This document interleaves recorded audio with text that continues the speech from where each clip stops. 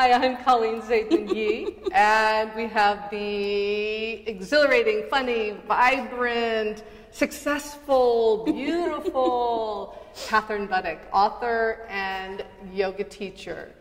And today is a really special day, and we're very honored to have her today, and she will tell us why. Yes, it's a really big day because my second book, Aim and True, just dropped today. Give us your name. Budig. I am Kathryn Budig. I always But say just it wrong. call me anything and I will show up. Yeah.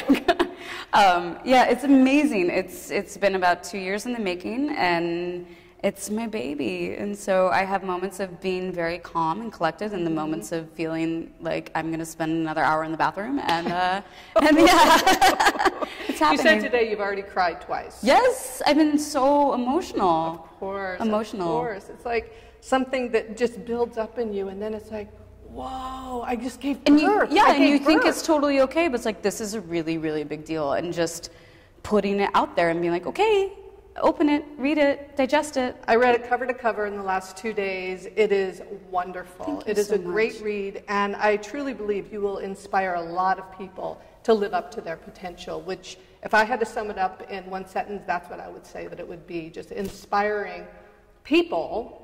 It speaks a lot to women, but I think men could get a lot out of it as well. Yes. I know there's flowers and stuff on the cover, and it is, obviously, it's based on the Greek goddess Artemis, so it is very driven towards women, but I also don't want to exclude men from this message whatsoever. It's unisex at the end of the day. Tell us about Artemis. Yes.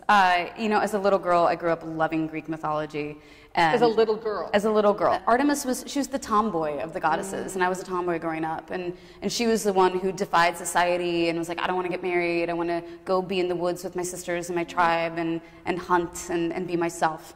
And I just adored her. And then as an adult, I realized what a incredibly strong stance that was to say, I am not going to follow societal rules. This is me. I mean, granted, she was a goddess, so she was already pretty special, but she just totally broke it and went out. And so as an adult, when I came back to her, that's what kind of propelled this Aim True message, was this ability to completely take a stand in what it is that you love and what you're amazing at and what you want to put into the world, regardless of the noise of others, regardless of the opinions of others, and step into your own. So she's just this powerhouse force in my life that I'm so grateful for her influence.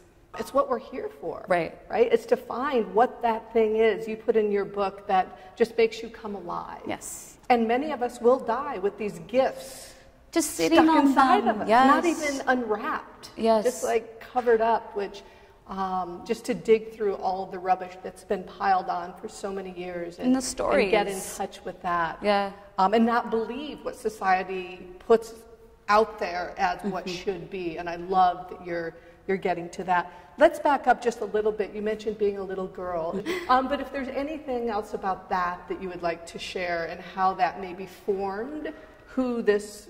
Right. You know, well, it was just such a different time and place. This is a land before cell phones and social media, when it was okay for my mom to just put me outside and be like, hey, come back for dinner, and we'll see you at the end of the day. And I know that's not really the world that we live in so much anymore, but it gave me the opportunity to be so deeply creative and to be comfortable with myself and not constantly be looking at other people for approval. And I think of the young boys and girls out there right now and the societal pressures that they're getting. It's just, I'm so grateful that I grew up when I did, because as an adult, I'm learning how to have this kind of almost defense mechanism against like pushing out that noise. Yes. And as a young child, oh my gosh, like I can't even imagine. So you feel like your childhood was actually idyllic? Oh, I had parents that they were like, do whatever you want to do, we believe in you. And they never stifled any of my dreams. And I wanted to be a lot of different things, and they always supported everything. And I had a very, very successful father, a magical mother, and I looked to him and I went, oh, okay, if you want to do something, you do it. No reason not to. Yeah, so that's what I grew up with, being like, you apply yourself and you do what you want to do. So I'm very, very grateful for my childhood. And how did you get from Kansas to where you went next? Sure. I lived in Kansas, and then my father became the American League president for Major League Baseball. So kind of cool, right? Yeah, really cool. So we moved to New York. He had the job in New York. We moved to Princeton, New Jersey, and lived there. And then I went to college in Virginia. And from Virginia, I moved out to Los Angeles. What did you study in college? I was an English and drama double major. So English literature and stage. And so my dad is, once I started writing, he was like, thank God you're using your degree. He was really happy about that. After college, I decided to go to LA versus New York because I was still acting. And I had gotten into yoga during college. And I thought, let's try something new. Let's go to LA. I want to be near the beach. I'll try this whole Hollywood thing.